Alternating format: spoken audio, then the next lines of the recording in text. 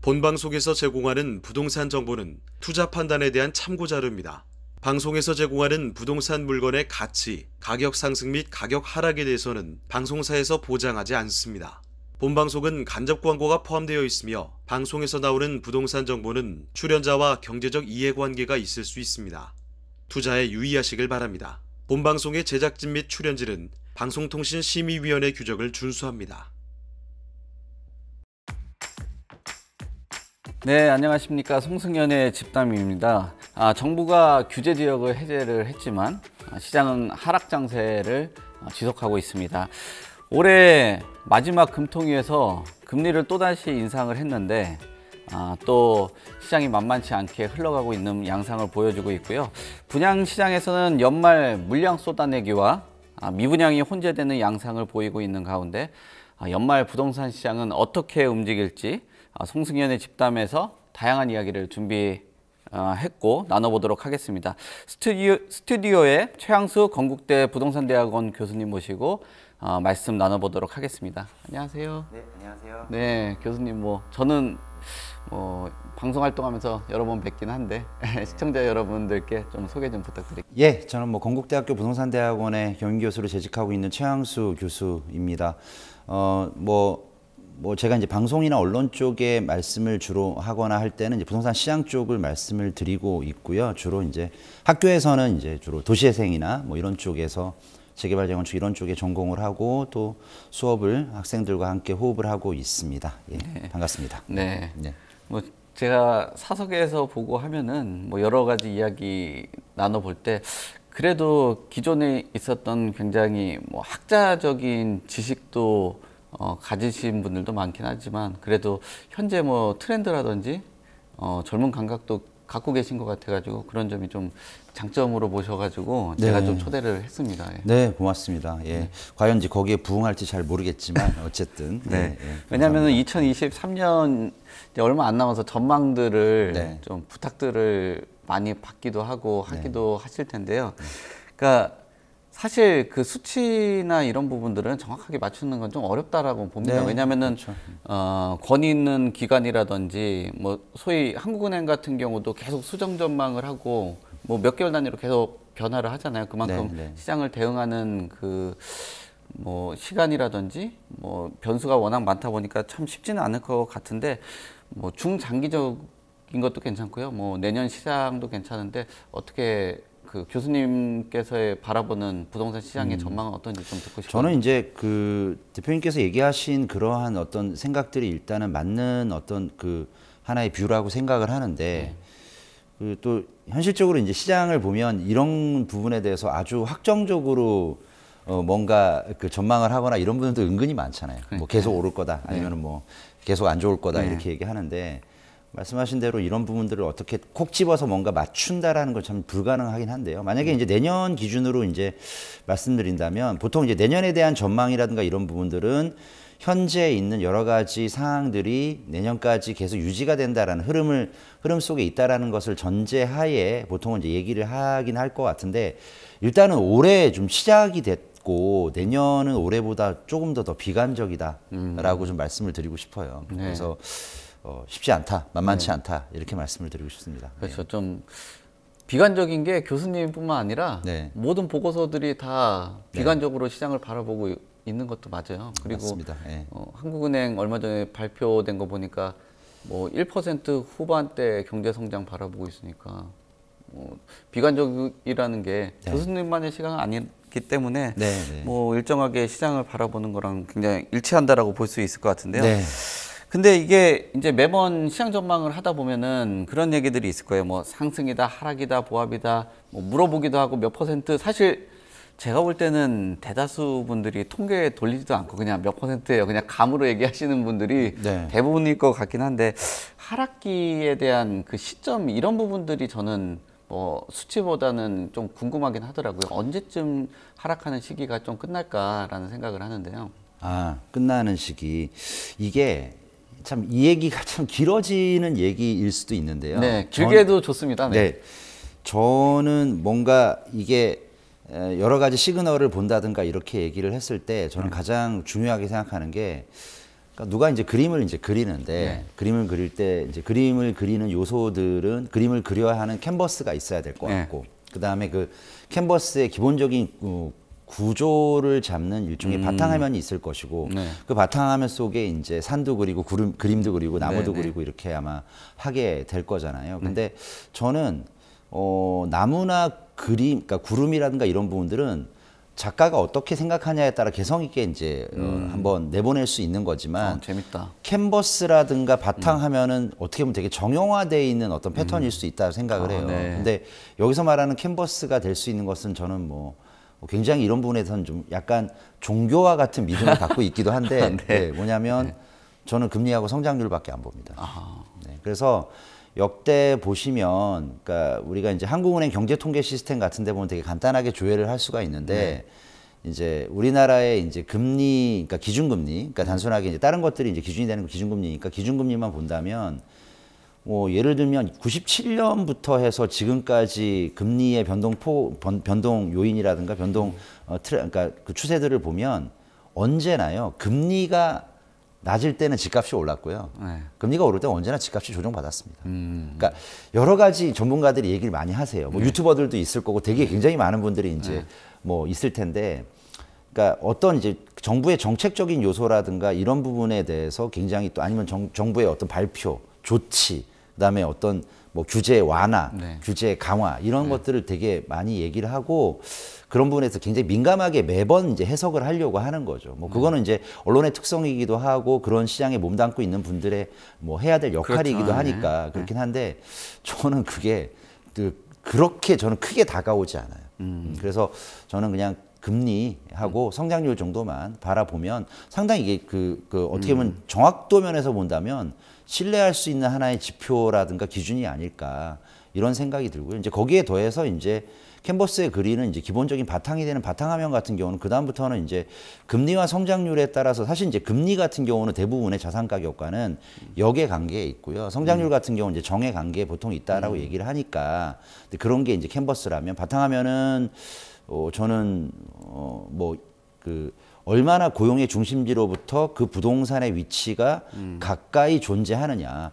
멀면 하락기에 탄력적이고 가까우면 하락기에 비탄력적이고 만약에 멀면 상승기에는 조금 뭐 같이 이제 동반해서 이제 가격 상승을 이루어낼 수도 있지만 좀 더 좀 탄력적이지 않고 조금은 이제 그 비탄력적인 어떤 상승이 될 것이고 뭐 그 직주 근접, 그러니까 직장과 주거가 근접한 지역의 그런 입지 여건이 뛰어난 곳은 상승기에 상당히 탄력적인 가격 흐름을 보일 것이다라고 생각하고요. 나머지 이제 정책적인 부분들, 그 다음에 뭐 조세 정책, 금융 정책, 그 다음에 도심 내 공급 정책, 대규모 공급 정책 같은 그런 뭐 신도시 정책 같은 것들은 그냥 뭐 나무라든가 구름, 뭐 이 정도의 수준이 아닐까. 저는 뭐 그렇게 판단하고 있습니다. 근데 저 되게 보는 시각이 비슷한데.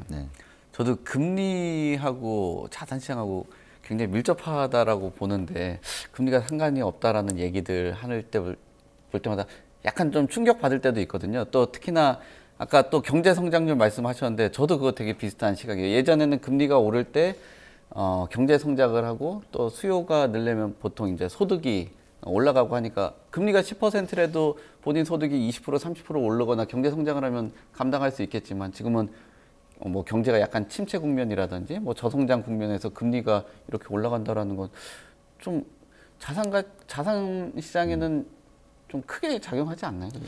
예, 저는 그러니까 지금 말씀하신 거와 동일하게 이거를 만약에 그냥 되게 간단한 식으로 나타낸다면 제가 굉장히 신뢰하는 그 간단한 공식 중에 V는 I분의 R. 그러니까 V는 뭐냐면 이제 밸류죠. 아니면 이제 그 V를 P로 바꿔도 되거든요. 그러면 이제 그것은 분모에 이제 I 값이 있고 분자에 R 값이 있는데 I에 있는 변수들 대부분이 이제 어떻게 보통 설명을 하냐면 분모에 있는 I 값은 주로 금리, 원자재 가격, 물가. 그다음에 위에 있는 이제 비례 관계, 그러니까 V 값과 그러니까 자산 가격과 이제 비례 관계에 있는 R의 값들은 주로 성장률, 소득, 고용 이런 부분들이니까 말씀하신 대로 금리가 올라도 우리나라 집값 오른 적 많았어요. 근데 그때는 성장률이나 소득, 고용이 받쳐졌던 거예요. 근데 예를 들어서 뭐 경제 성장률이 좀 잘 나오고 소득이나 고용이 좀 높다 하더라도 금리가 또 너무 또 높아버리면 그것을 덮을 정도로 그러면 또 자산 가격이라든가 뭐 그건 뭐 집값이라든가 부동산 가격뿐만 아니라 주가라든가 이런 부분들도 굉장히 좀 약세였던 적이 있었고 또 하나는 이제 제가 요 부분에 대해서는 조금 다른 분들하고는 약간 더해서 첨언해서 말씀을 드릴 수 있는 건 뭐냐면 주식시장은 금리라든가 성장률에 대해서 즉각적으로 반응하는 측면들이 있어요. 왜냐하면 주식이라는 자산은 유동성도 상당히 좀 높고요. 그 다음에 오늘 샀다 내일 팔아도 되고 바로 샀다가 뭐 1분 뒤에 2분 뒤에 이제 뭐 매도해서 뭔가 손실을 갖다가 뭐 그 어느 정도는 이제 보완을 하거나 아니면은 수익을 이제 바로 실현할 수 있는 건데 부동산은 거래 비용이라든가 이런 것들도 있고요. 그렇죠. 이제 금액 같은 경우에도 상당히 이제 어느 정도 금액이 크기 때문에 빠르게 이제 시장의 어떤 그런 변화에 따라 반응하지 못하는데 제가 한 8개월 전에요. 네. KDI하고 한국개발연구원하고 한국은행에서 공동 연구한 어떤 그런 결과 자료 리포트가 한번 나온 적이 있었는데 네. 그거는 제가 평소에 생각했던 것과 정말 비슷하다는 느낌이 들었던 것 중에 하나가 네. 뭐냐면 이제 그때는 이제 봤었던 그 리포트는 이제 금리에 대해서 어느 정도 기준점을 잡아서 거기에 대한 어떤 것들을 연관을 시킨 건데 금리와 자산 가격과의 관계인데요. 네. 보통은 금리가 인하되면 자산 가격이 오르고 금리가 인상이 되면 자산 가격이 내려가는데 네. 실제로 금리가 내리기 시작해도 즉각적으로 자산 가격의 상승으로 반영이 안 되고 특히 부동산 시장 같은 경우에는 약 1년 6개월의 시차를 두고 움직인다. 그럼 무슨 얘기냐면 우리가 현재 보면은 이제 지금으로부터 약 한 10년 동안의 어떤 그런 뭐 이것도 이제 10년도 장기니까 네. 장기적인 측면에서 보면 우리나라 기준금리의 가장 최고점은 3.25였어요. 그러면 이제 지금 이제 딱 지금 수준까지 올라온 거죠. 그렇네요. 근데 거기에서 그 다음에 이제 3.0, 그 다음에 2.75, 그 다음에 뭐 2.50, 2.0 뭐 이런 식으로 해서 이제 결국엔 0.50까지 내려갔었잖아요. 그런데 실제로 3.25에서 뭐 2%대 중반으로 내려오는 시점이 2014년이었어요. 근데 2014년에 집 산 사람 없을 거예요. 맞아요. 예. 그렇죠? 2014년에 집 사면 어떤 느낌이 드냐면 2014년에 내가 실거주 목적으로 뭐 집값이 오르든 말든 상관없이 나는 내가 실거주 할 거고 내 직장이라든가 아니면은 내 교육 뭐 자녀들의 교육이라든가 이런 것들을 때문에 그냥 집값이 오르든 떨어지든 상관없이 나는 그냥 실수요 목적이니까 내가 사고 싶은데 살고 싶은데 사면 된다. 뭐 그때 돈이 있어야겠지만 그랬는데 그때 샀던 분들은 이런 생각을 많이 했을 거예요. 주변에서는 그때도 한국의 가계부채라든가 뭐 이런 것들을 이제 예를 들면서 폭락한다는 의견들도 상당히 많았던 시점이었거든요. 책도 많이 나왔던 기억이. 뭐 여러 가지 또 네. 그런 책들도 네, 잘 팔리기도 네, 하고 네, 뭐 네. 인기가 있었던 적도 네. 있고요. 또 하나는 주변에서 이제 그 2014년에 집을 샀던 분들 같은 경우에는 주변에서 이런 얘기도 했을 거고 왜 사? 너 미친 거 아니야? 이런 생각 들었을 거고 또 하나는 그런 얘기를 듣다 보니까 본인 스스로는 어떤 느낌이 드냐면 굉장히 고독하고 외로웠을 거예요. 야, 이거 내가 지금 잘하는 짓인가? 이런 생각을 할 수 있잖아요. 네. 과연 내가 잘하는 건가? 근데 사실은 지금 뒤돌아서 이제 결과적으로 본다면 2014년에 만약에 자산을 취득했다라고 한다라는 얘기는 거의 복숭아뼈쯤에 산 게 맞죠. 아니면 뭐 최소한 정강이 뼈라든가. 네. 그러니까 오히려 무릎보다 더 아래였을 거예요. 근데 그게 본인의 실력은 아니었을 것 같고 우연치 않게 그렇게 했을 텐데 실제로 2014년에는 이제 시장, 그러니까 자본시장의 어떤 변곡점들이 이제 시작되는 시점이었지만 실제로 이제 계속 꾸준하게 금리가 소위 말해 우하향하는 어떤 그런 방향성으로 정책들이 이제 펼쳐졌음에도 불구하고 반응한 것들은 아마 2016년부터 집가가 이제 오르고 집값이 오르기 시작했거든요. 그러면은 말씀드렸던 KDI나 한국은행의 그 리포트가 상당히 좀 신뢰성 있는 시계열 데이터가 아니었을까. 근데 그게요. IMF 때도 그랬고요. 네. 2008년 금융위기 때 똑같은 일이 있었습니다. 그래서 저는 뭐 그런 또 금리 변수라든가 뭐 성장률 이런 것들도 되게 중요하다. 그리고 또 하나는 2008년도에 금융위기 있고 나서 2009년도에 우리나라 성장률이 거의 한 자릿수 후반대까지 갔었고요. 네. 작년 성장률 혹시 기억하십니까? 정확하게 기억이 안 나네요. 5%예요. 그렇게 높아요? 높았어요. 성장률하고 이게 집값하고 관계가 상당히 크네요. 크기도 한데 네. 문제는 성장률이 높게 나왔다고 해서 무조건 집값이 오르거나 떨어진다라고 할 수 없는 것이 성장률은 언제나 기준점이 전년 대비잖아요. 그렇죠. 무슨 얘기냐면 네. 작년에 5% 나왔던 거는 2020년도에 기저 효과였던 거죠. 그리고 2009년도에도 한 거의 10% 가까이 성장률이 나왔는데 그건 2008년도에 기저 효과였던 거죠. 그러니까 성장률도 그다음에 금리하고 잘 버무려 보면 어느 정도 시장을 예측하는 데 도움이 되지 않을까. 남의 전문가라고 지칭되거나 자칭 타칭 추천하는 분들의 이야기에 대해서 부안해동하지 마시고 네. 뭐 영상을 보시는 뭐 그 시청자들 분들께서는 좀 그런 부분들도 한번 좀 고민을 해보고 고려하시는 것도 좋지 않을까라는 말씀을 드리고 싶습니다. 예, 최근에 집값이 막 오르고 소위 말하는 그 폭등 장세에 있을 때는 아까 말씀하신 것처럼 뭐 다양한 뭐 전문가 또는 뭐 유튜버들도 많이 봤는데 요즘 이렇게 긴축에 들어가고 또 주택 가격이나 자산 시장이 하향이다 조정 장세에 들어가다 보니까 아까 얘기하신 어떤 기관의 자료라든지 또 교수님들의 시각을 다시 보게 되고 저도 보는 관점 자체가 어느 순간 예전에 뭐 재미로도 유튜브도 보고 했는데 유튜브 안 보게 되더라고요. 왜냐하면은 진짜 객관적인 시각이 필요한 그런 시기가 된 것 같아요. 네, 그렇습니다. 예. 네.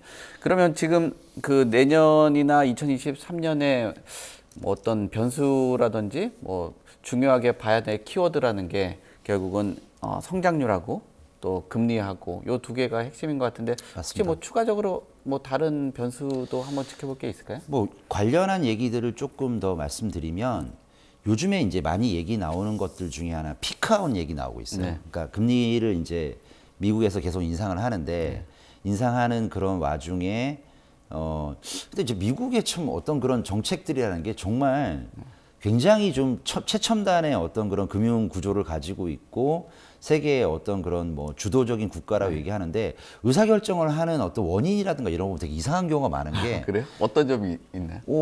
지금 금리를 왜 올리느냐라고 계속 얘기를 연준에서 얘기하는 게 뭐 제롬 파월이 됐든 아니면 굉장히 대표적인 매파인 세인트루이스 그러니까 연방은행 그러니까 총재라든가 이런 분들도 보면 왜 올리냐 하면은 물가 상승률이라고 얘기하거든요. 물가가 오르기 때문에 인플레가 되니까 사람들이 동일한 소득이 유지가 되는데 물가가 오르면 내가 쓸 수 있는 가처분 소득이 줄어드니까 뭐 뭔가 이것을 이제 붙잡기 위해서 금리를 계속 어느 정도 올려야 된다고 얘기하면서 실질적으로는 이제 어떤 것들을 굉장히 중요하냐면 이번에도 이제 좀 있으면 이제 나올 텐데 고용 지표를 보고 있어요. 근데 지금 미국이 고용 지표가 지금 실업률이 3%밖에 안 되거든요. 호성적이지 않나요, 지금? 그러니까 보통은 4%면은 거의 이제 완전 고용이라고 보는데 완전 고용률보다 더 1%가 낮아요. 그럼 무슨 얘기냐면 어떤 사람 같은 경우에는 내가 골라서 직장을 선택할 수 있다는 뜻이고 일자리를 구할 수 있다는 뜻이니까 상당히 이제 경제가 잘 돌아간다는 뜻이잖아요. 근데 그래서 이제 언제 그러면 금리를 갖다 더 이상 올리지 않을 거냐 이야기하는데 고용률이 3%에서 4%로 그러니까 실업률이 3%에서 4% 올라가면 뭔가 실직자가 좀 생긴다는 뜻이거든요. 그렇죠. 그러면 멈추겠다라는 거예요. 그럼 과연 이거는 뭐 이런 뷰도 되게 좀 바람직한 거냐 되는 생각도 해봐야 되는데 저는 최근에 이제 물가 상승률이 조금 이제 오르지 않은 건 아니고 둔화되고 실업률이 조금은 이제 증가하는 추세가 있어서 금리 인상을 어느 정도 멈출 시기가 됐다라고 얘기하는데 사실 제가 말씀드린 이런 얘기는 정말 많은 사람들이 얘기한 거거든요. 전 더 중요한 게 있어요. 뭐 어떤 걸까요? 금리가 어느 정도 그 상승을 해서 어느 정도 딱 멈췄을 때요. 이 멈춘 상태가 얼마나 지속될까도 되게 중요하죠. 그렇죠. 그러면은 이제 예를 들어서 그거를 1년을 할 거냐, 2년을 할 거냐에 따라서 분명히 우리나라의 자산시장이나 우리나라의 기준금리, 한국은행이 따라가는 이제 그러한 기준금리의 어떤 추이도 같이 결정이 될 거기 때문에 만약에 진짜 구체적인 그 질문을 누군가가 저에게 한다면 저는 만약에 내년 중에는 아마 피크아웃 올 것 같거든요. 그러면 만약에 피크아웃이 된 상태로 어느 정도 고점이 왔다. 근데 그거를 6개월 만에 다시 V자로 금리를 내리진 않을 거 아니에요. 그렇죠. 그럼 한 1년, 뭐 2년? 근데 예를 들어서 금리의 그 피크아웃이 유지되는 어떤 그런 그 고점의 개막원 같은 고점에서 2년이 지속된다. 그러면은 2024, 25년이란 말이에요. 그럼 25년에서 26년 정도에 실제로 이제 금리의 변곡점이 이제 하방으로 이제 내려온다고 한다면 2026년 이때 플러스 아까 얘기했던 그 리포트에 관련해서 1년 6개월을 더하면 27, 28 정도 돼야죠. 끔찍한 부동산 하신 분들은 끔찍하게 느껴질 것 같아요. 아니, 그러니까 대신 그 사이에 피크아웃이 와서 고여 있는 시점에는요. 시장은 그렇게 유동성 장세가 다시 예를 들어서 2016, 17, 18 이렇게 가기에는 그 전까지는 어렵다고 할 수 있지만 중간에 어떤 일이 있냐면 아까 그 캔버스 말고요. 바탕화면 얘기했었잖아요. 그러니까 예를 들어서 뭐 그때쯤 되면은 신안산선 같은 것들도 개통이 될 것이고 2024년이니까 그리고 또 뭐 GTX가 개통되는 그런 그 노선도 있을 것이고 또 경우에 따라서는 지역적인 어떤 강력한 어떤 그 지역을 뉴욕의 무슨 것처럼 만들겠다라고 뭐 그런 얘기를 하는 그런 특정한 지역들이 있을 거잖아요. 그런 지역들은 개별적으로 또 반응하겠죠. 그러니까 거기는 어떻게 보냐면 예를 들어서 아까 V는 I분의 R 얘기했듯이 I 값에 있는 게 금리나 뭐 원자재 뭐 물가라고 한다면 이거는 사실은 거시적인 변수이니까 그렇죠. 누가 어떻게 개인적으로 지역적으로 뭔가 이거를 다르게 움직일 수 없지만 위에 있는 성장률 같은 건 지역별로 다를 수 있어요. 그렇죠. 왜냐하면 우리나라 같은 경우에도 지금 우리나라 GDP가 1인당 GDP가 4만 불을 아직 넘지 못했는데 그렇죠. 우리나라 이미 1인당 GDP 4만 불 넘은 지역들 예전에 애진작에 넘은 지역들 은근히 있었거든요. 지금은 좀 침체됐지만 예를 들어서 울산이나 거제 같은 경우에는 1인당 GDP가 우리나라 최초로 돌파를 했던 지역이니까 그런 지역들은 R값이 큰 거예요. 그러면은 개별 지역의 R값이 큰 지역들, 성장률이나 그 지역의 소득이나 고용이 이제 뛰어난 어떤 그런 지역. 저는 그런 지역들을 신설 역세권이라든가 기존 역세권 지역들 중에 뭔가 이제 역세권 개발 계획이라든가 역세권 뭐 청년주택을 이렇게 개발해서 그 지역의 부가가치가 높아지는 그 특정한 어떤 바운더리 안에 있는 지역들은 시장과 다르게 움직일 수 있다 생각합니다. 네. 맞아요. 뭐 전체적으로 침체가 되는 국면 안에서도 굉장히 국지적으로 상승하는 그런 경우들이 있으니까 뭐 시장을 정확하게 어떤 굉장히 미시적으로 보는 그런 판단 안에서도 굉장히 합리적인 답변이신 것 같아요. 다만 그런 미시적인 어떤 측면들의 여파가 유동성 장세가 와서 상승기가 있으면 그런 게 옆에 막 미쳐버리잖아요. 이렇게 영향을. 근데 이제 어느 정도 단절성이 존재하는 거죠. 그러니까 경기가 그렇게 좋지 않거나 금리가 계속 고공행진이 어느 정도 일정 부분 유지가 된다면 그렇지 않겠나 이런 생각을 한번 해볼 것 같고 또 하나 거기에다가 이제 뒤에 아마 말씀도 하셨던 것 같은데 만약에 좀 집값이 어느 정도는 이제 침체를 멈추고 하락을 멈출만 하는데 대규모 공급이 같이 만약에 이제 엮여버리면 그 부분도 약간 상승의 또 여파를 어느 정도 이제 시간적으로 제어하는 그런 측면들도 오지 않을까라는 생각도 한번 조심스럽게 해보고 싶습니다. 지금 최근까지 초대했던 그 수많은 뭐 전문가분들이 계시는데 저는 개인적으로 이제 뭐 금융하고 경제 쪽으로 풀어서 나가니까 너무 흥미롭고 너무 재밌긴 하네요. 네. 지금 아까 대규모 공급 얘기 하셨잖아요. 지금 분양하고 공급에 대한 그 전망 뭐 이런 것들도 세간의 관심이긴 한데 모르겠어요. 뭐 이게 좋은 건지 안 좋은 건지 모르겠는데 모든 무주택자들이 관심을 많이 갖고 있대요. 이 둔촌주공에. 좀 있으면 뭐 오픈하고 청약을 할 것으로 보이는데 어떻게 보십니까? 뭐 예측은? 만약에 지금 이런 이제 금리 인상이라든가 이런 게 오지 않았다면 여기는 뭐 훨씬 지금보다 더 세간의 화제가 됐을 것이고요. 부동산에 어느 정도 관심이 지대하신 분 아니더라도 아마 회자가 됐을 거예요. 뭐 말 그대로 뭐 장안의 화제가 됐을 것인데 또 여기가 또 규모가 어마어마한 데다가 일반 분양하는 물량들도 꽤 되잖아요. 그러니까 예전보다는 조금 그 관심도가 떨어질 것 같기는 하지만 그래도 입지 여건이 저는 뭐 워낙 좋은 지역임에는 틀림없어서 뭐 대량 미분양이 난다든가 뭐 이런 일들은 절대 생기지 않을 것이다 생각이 들고요. 다만 경쟁률이 이제 예전에 예상했던, 그러니까 지금 둔촌주공을 하다가 중간에 이제 여러 가지 공사비 증액이라든가 이런 것들 때문에 좀 중단이 됐었잖아요. 그러니까 그 중단이 됐던 이전의 기대치보단 경쟁률은 좀 낮을 것이다.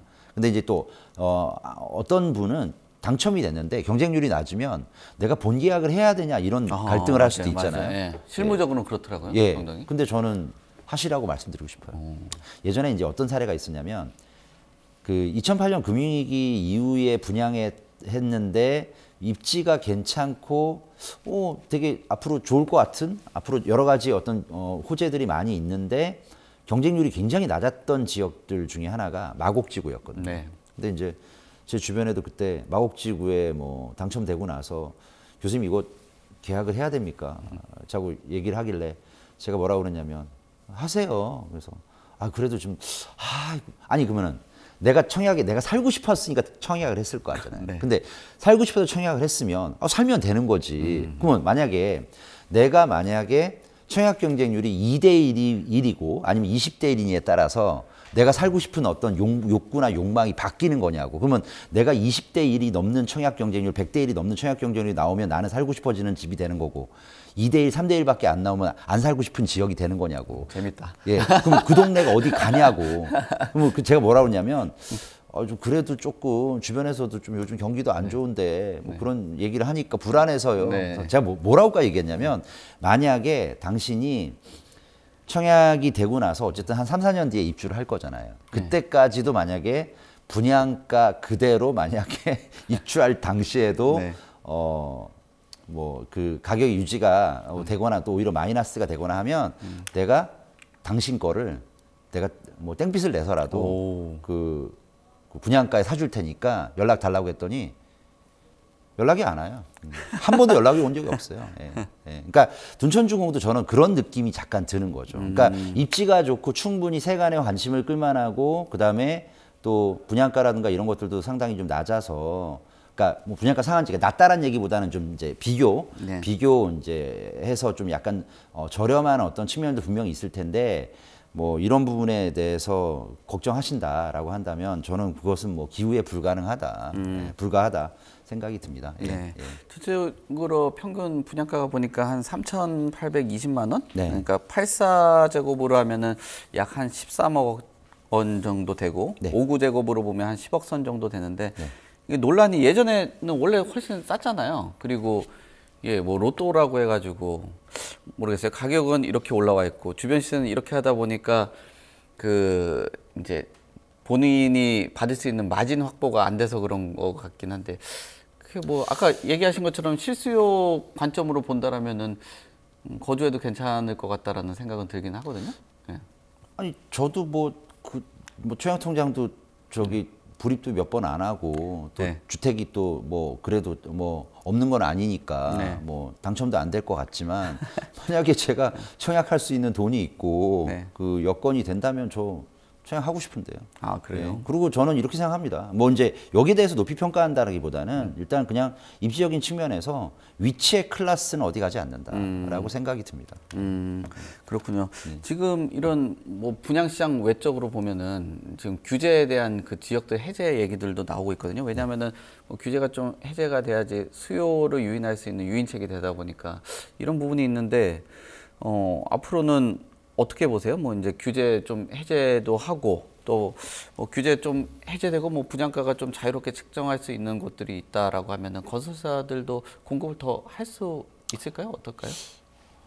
규제가 해지되는 거는 뭐 규제가 해지되는 건 뭐 전 당연하게 해지가 될 거고 내년에 뭐 적어도 한 상반기 중에는 서울에도 일부 지역들은 해지되는 지역 나오지 않겠습니까? 이제 당장 뭐 강남 4구라든가 그다음에 한강의 연접한 구 정도는 아니더라도 좀 더 이제 서울에서도 조금 외곽 지역에 있는 그런 기초자치단체들 같은 경우 25개 자치단체 중에서 해지되는 지역들이 이제 나올 수 있다라고 보고요. 근데 그리고 또 이제 최근에 이제 윤석열 정부에서 뭐 둔촌주공 사태 이후에 너무나 이제 현실과 좀 괴리가 되어 있는 공사비라든가 이런 부분에 대해서는 어느 정도 에스컬레이션을 해야 되는데 그렇게 하다 보면 조합원의 부담금이 늘어나니까 분양가 상한제라든가 이런 것들을 조금 완화를 시켜서 그런 어떤 갈등 요소를 그런 부분들로 한번 잘 버무려서 좀 갈등을 갖다가 좀 줄이겠다라고 얘기하고 있는 것 같거든요. 그래서 그렇다면 이제 자유롭게 하긴 하는데 저는 이거를 대표님의 질문을 저는 이렇게 한번 말씀드리고 싶은 게 그러니까 작년 초만 해도요. 그러니까 제가 뭐 방송이나 아니면 이렇게 언론에서 기자분들께서 이제 질문하실 때 그러니까 정부가 계속 이제 규제를 계속 일변도로 했잖아요. 근데도 이제 집값은 잡히지 않았거든요. 그러면은 이제 그런 부분에 대해서는 어떻게 해야 집값이 잡히는 어떤 그러한 그 조치라든가 그런 해안 아니면 정책들, 좋은 정책들이 있을까 하는데 저는 그때 뭐라고 답변했냐면 이거는 뭐 방법이 없다라고 말씀을 드렸던 것 같아요. 아무리 그래봤자 네. 유동성 장세가 펼쳐져 있는데 네. 어쩌란 말입니까? 규제를 아무리 해도요. 시중에 유동성이 넘쳐나고 집을 사고 싶은 사람들의 욕구가 계속 충만하고 있는 한 아무리 규제를 더 강화하고 아무리 뭔가 집값을 잡기 위한 안정책을 쓴다 하더라도 어떻게 보면 뭐 불가능하다. 지금도요. 사실 금리라든가 이런 부분들이 상당히 고공행진이 계속 예정이 돼 있는 상황에서는 어떠한 규제 완화책을 쓰더라도 시장이 그 정책이나 규제 완화에 의해서 반전되기에는 뭐 사실은 좀 어렵지 않겠나라고 저는 생각하고 있습니다. 네, 아까 얘기한 것처럼 결국 유동성, 금리 이게 핵심이다라고 말씀을 주신 것 같은데 진짜 끓는 물에다가 뭐 찬물을 한 컵 넣는 거나 네. 완전히 찬 얼음물에다가 뜨거운 물 한 컵 넣는 거나 뭐 별 의미가 없는 멋진 비유신데요. 네. 전 그렇게 생각합니다. 네. 저도 언젠가 뭐 그 비유 딴 데서 써먹겠습니다. 그래요. 예, 네. 예. 지금 지난번에 예. 그런 우리가 공급 얘기를 하지만 이게 지금 요번 정부에서 한 270만 그렇죠. 호 지금 계획들 하고 있잖아요. 뭐 인허가다라는 것을 계속 강조를 하고 있는데 어떻게 공급 계획 순항을 할까요? 어떻습니까? 대부분 이제 아마 이 영상이나 아니면 이 뭐 채널을 보시는 분들은 좀 확실한 얘기를 좋아하실 것 같으니까요. 네. 제가 단정적으로 얘기한다면 네. 임파서블 합니다. 임파서블. 미션 임파서블이죠. 아. 왜냐하면 네. 그러니까 저는 정치권에서 얘기하는 그 대규모 공급 정책들은 네. 일단은 국민들께서도 일단 한번 걸러듣는 게 맞아요. 그거는 모르겠어요. 이 영상을 보시는 분들이 약간의 어떤 성향의 어떤 그런 차이가 조금씩 있겠지만 270만 가구든 아니면 지금 뭐 야당 대표이신 네. 분의 원래 공약했던 351만 가구든 네. 제가 보기엔 불가능한 수치예요. 350만 호도 있었구나. 351만 가구. 네, 맞아요. 기억나네요. 그러니까 원래는 이제 250에서 플러스 알파 20만 해가지고 그렇죠, 맞아요. 원희룡 장관이 이제 20만 더해서 270만이잖아요. 근데 잘 보시면 공급하는 계획들을 발표를 해서 이제 국토부에서 이제 표를 딱 만들었잖아요. 근데 그 중에 딱 보잖아요. 맨 밑에 뭐냐면 270만 가구 중에 뭐 재개발 재건축 관련된 정비 사업에 몇만 가구, 그 다음에 또 뭐 상기 신도시 관련된 것도 몇만 가구, 그 다음에 국공유지 유유부지 활용해가지고 이제 하는 것들 이제 몇만 가구 있는데 맨 끝에 보면 기타가 130이에요. 이 얘기 무슨 얘기냐면 기타는 모르는 거예요. 그들도 본인들도 모르는 거예요. 뭘 어떻게 하겠다라는 것도 아니고 그리고 또 하나 되게 이제 뭐 약간 이거는 조삼모사 같은 얘기일 수 있는데 특히 재개발 재건축 같은 정비 사업으로 공급하는 건 이거는 공급 안 드러나거든요.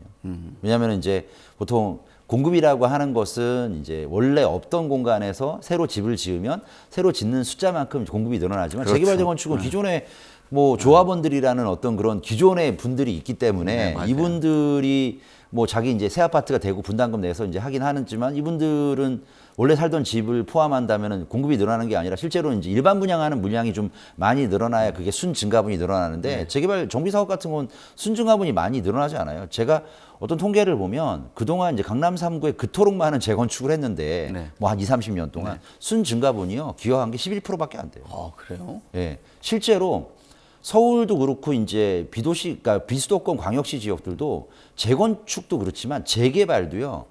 거의 순증가분이 별로 많지 않을 거예요. 아마 신림뉴타운 같은 데도 좀 요즘 뭐 최근에 이제 뒤늦게 많이 하긴 하는 뭐 관심을 받고 많이들 뭐 하셨던 것 같은데 거기도 지금 현재 있는 세대 수가 6천 가구가 넘거든요. 임차인 포함해서. 근데 새로 짓는 건 4천 가구 좀 넘어요.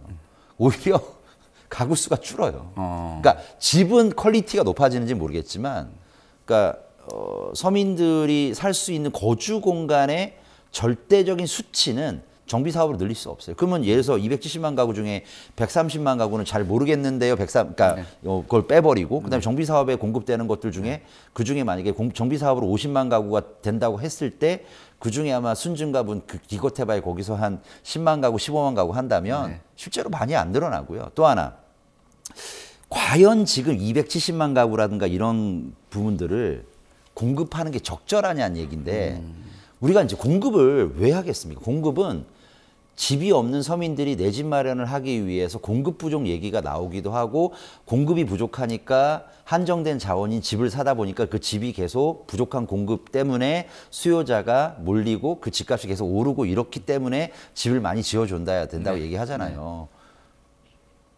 근데 그 작년 이맘때 또 공급 부족 얘기했잖아요. 근데 지금 공급 부족 얘기 없잖아요. 아무도 안 하는 건 매물이 막 쌓여 있던데요. 네. 그러니까 1년 사이에 어디서 공급이 그 많던 부족한 공급이 어디에서 갑자기 채워져서 공급 부족 얘기가 1년 만에 갑자기 사라졌냐고요. 집을 실제로 지었냐고요. 없잖아요. 무슨 얘기냐면 공급 부족이란 말은 집값 오를 때만 나오는 얘기니까 결국에는 공급 부족이라는 뜻은 무슨 뜻이냐. 실제로 남들이 집을 사도 집값이 오르는데 가만히 있으면 안 될 것 같고 이기에 내 집 마련을 하거나 아니면 내가 뭐 평수 갈아타기라든가 지역 갈아타기를 하고 싶은데 실제로 가보니까 내가 생각했던 금액보다 너무 비싸져 가지고 갈아타기 불가능한 나의 사고 싶은 욕구와 욕망을 채울 공급이 없었던 거지 실제로 살 집이 없었던 건 아니지 않겠습니까? 명확한 네? 듣고 싶어하는 얘기인 것 같아요. 아니, 그러니까 예. 1년 사이에 어디서 공급이 늘었길래 공급 부족에 갑자기 쏙 들어갔냐고요. 그리고 또 보면은 가끔 이제 부동산 전문가분들 중에서도 보면은 지역별 수급 얘기 되게 많이 하시는데 그게 아까 그 정도는 그림에서 나무 그림하고 구름 그림일 뿐이고 기본적으로는 바탕화면과 캔버스가 있는 금리와 지역에 대한 어떤 그런 그 지역이 강한 지역이냐 R값이 큰 지역이냐 이런 것들이 훨씬 더 중요한 거고 그 지역의 수급은요 경기가 안 좋으면 그 지역의 수급이 딸려도요 집값 안 올라요. 맞아요. 예. 그리고 이제 만약에 그 지역이 굉장히 좋은 그러니까 만약에 뭐 별로 안 좋은 지역이라 하더라도 뭐 예를 들어서 사고자 하는 어떤 공급에 대한 어떤 참여하고 싶은 그런 욕구가 많아지는 분들이라면 여긴 평소에 거들떠도 안 봤는데 그 지역도 오르기도 하거든요. 그렇습니다.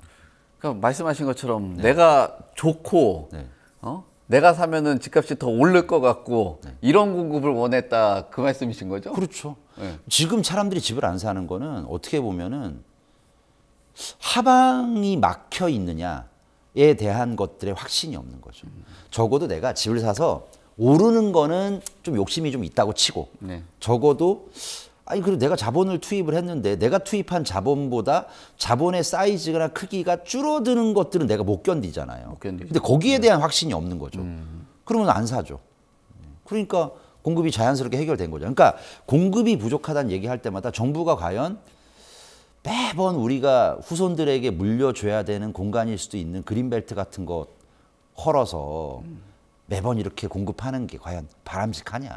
차라리 그냥 그 직장 출퇴근하기 좋은 곳에 기존에 뭐 도시형 그러니까 도시명 재개발을 하던 이런 초약권 지역에 뭐 소유주들에게도 조금 인센티브도 주고 거기서 이제 더 추가적인 용적률을 가져올 수 있는 것들 환수할 수 있는 것들 가져와서 역세권마다 조금씩 그런 것들을 모아 하면 뭐 그래도 뭐 서울만 해도 한 30-40만 가구 나오거든요.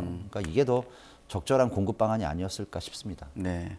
그러면은 지금 앞에서 우리가 금리 얘기를 많이 하다 보니까 그 금리에 대한 뭐 시장 영향력 말고 이제 의사결정 관련돼 가지고 좀 이야기를 한번 드려보고 싶은데 이제 금리 수준 때문에 앞으로 계속 올라간다라고 하면은 집 사려고 하시는 최근 거래량이 엄청나게 떨어졌잖아요. 그렇죠. 그러니까 의사결정을 미루고 있는데 의사결정을 미룰 가능성이 있는지 하나 하고 또 최근 들어서 이제 앞에서도 말씀한 것처럼 뭐 세금이다, 정책이다 이게 가장 큰 요인이 아니다라고 말씀을 주신 거잖아요. 근데 최근 뭐 세금에 대한 제도 개선 뭐 이런 얘기들도 나오고 있거든요. 그러니까 세금이나 금리나 이 둘 중에 어떤 쪽에 사람들이 의사결정에 초점을 맞출 것인지 뭐 이런 것들도 궁금합니다. 아마 이제 오해하는 분들은 있을 것 같습니다, 대표님. 그러니까 세금을 이제 완화한다. 그러면 이제 종부세도 완화하고 그다음에 공시 가격도 약간 좀 떨어뜨리고 해서 세금도 낮춰주고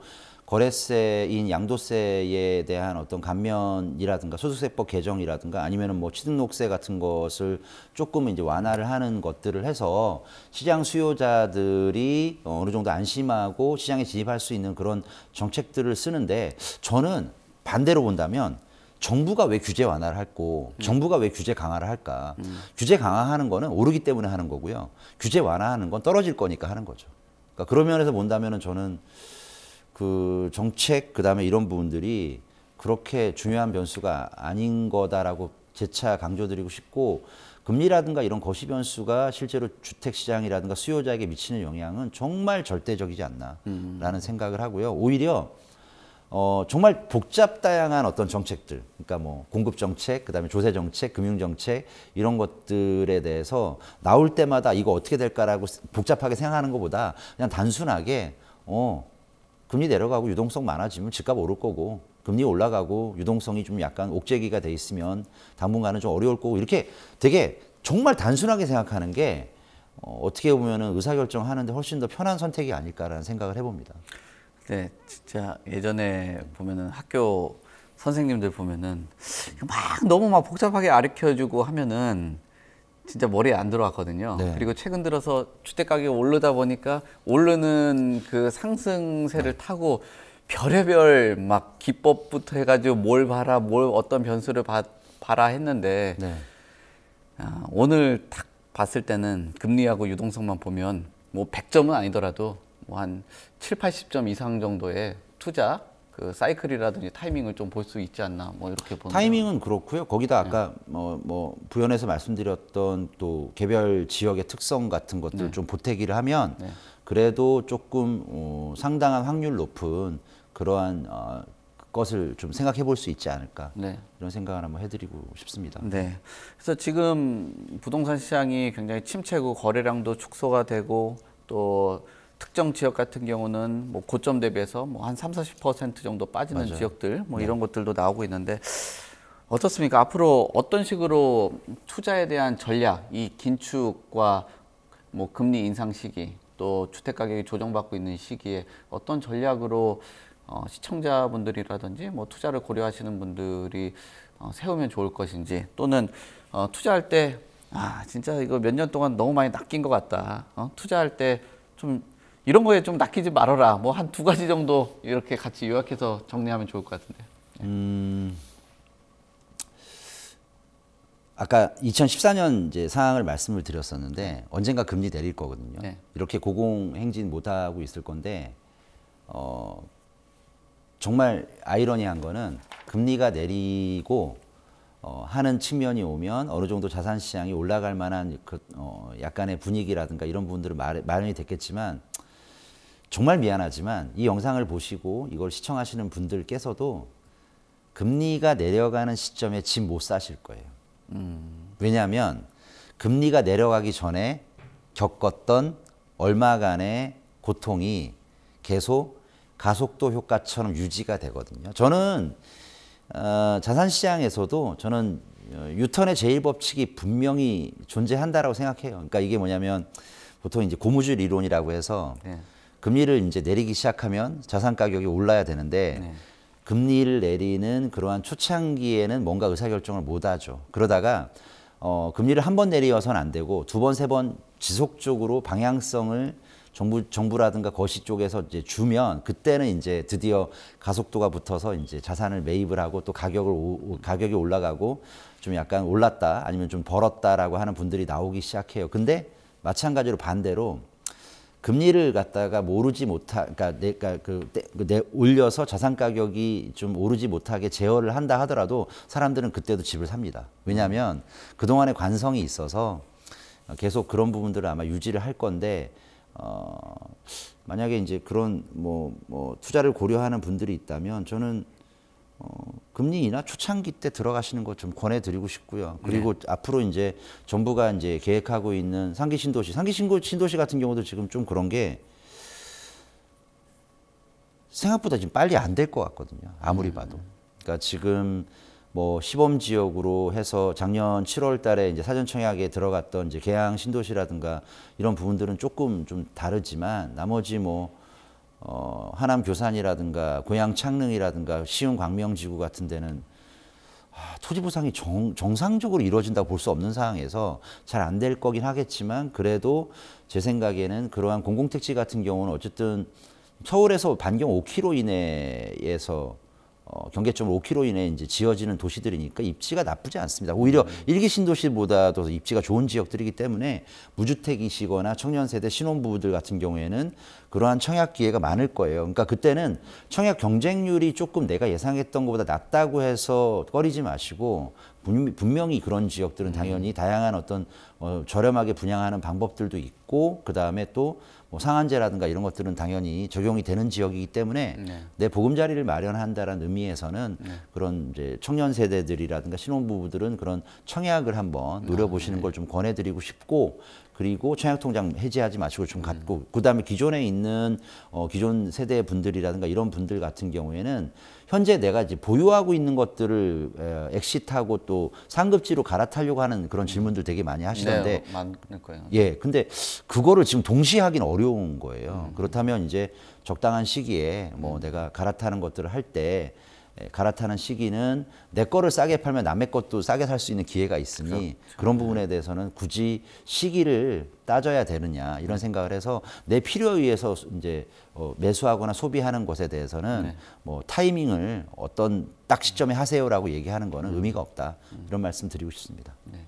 혹시 투자를 고려하시는 분들한테 좀 당부나 주의 또는 낚이지 이것 좀 낚이지 말아라 뭐 유사 상품을 좀 조심해라 뭐 이런 거라든지 하나 좀 듣고 싶네요. 그냥 뭐 낚인다기보다는 선택의 어떤 그런 기준점을 좀 말씀드린다면 어떤 식으로든 고용의 중심지로부터 멀리 떨어져 있는 지역들은 언제나 위험의 상존에 있다 말씀을 드리고 싶고요. 저는 사실 작년 초에 고점 신호 왔다고 생각하는 것 중에 하나가 주식시장에서도 이제 객장에 이제 갑자기 뭐 슬픈 일이 있으셨나요? 농촌에서 아니 생각만 해도 좀 그런데 농촌에서 이제 이렇게 그 장화 신고 오셔서 그렇게 오랫동안 이제 그쪽에서만 땅과 함께 벗을 삼아 계셨던 그 어머니 아버님들이 주식 개설을 하고요. 공모주 시장이 화랑이 되고요.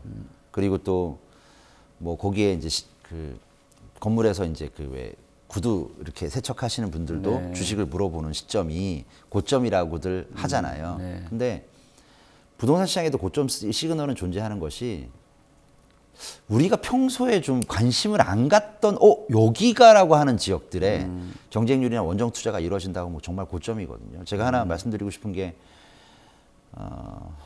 특정 지역 말씀드려서 죄송하긴 하지만 뭐 동두천 지역의 아파트 청약 경쟁률이 뭐 몇십 대 1이었다라든가 전북 군산 같은 곳에 서울 사람들이 내려와서 거기에 저가 아파트를 싹쓸이 했다든가 분명히 고점 시그널이에요.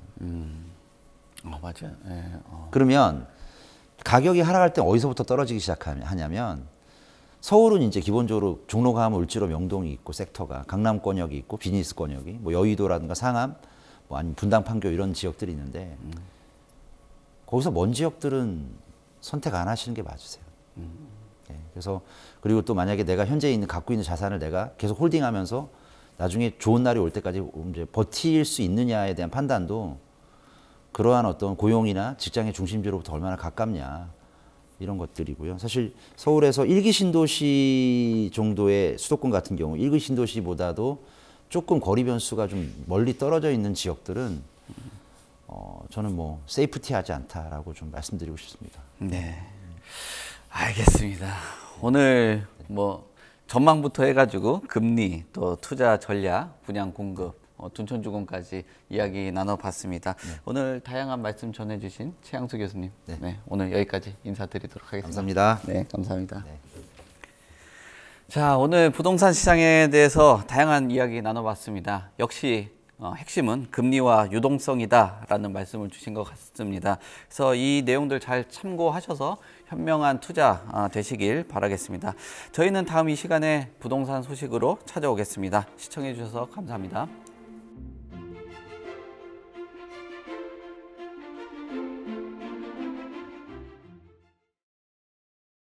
본 방송에서 제공하는 부동산 정보는 투자 판단에 대한 참고 자료입니다.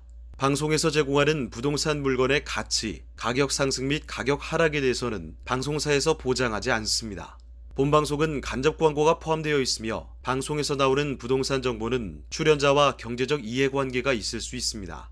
투자에 유의하시길 바랍니다. 본방송의 제작진 및 출연진은 방송통신심의위원회 규정을 준수합니다.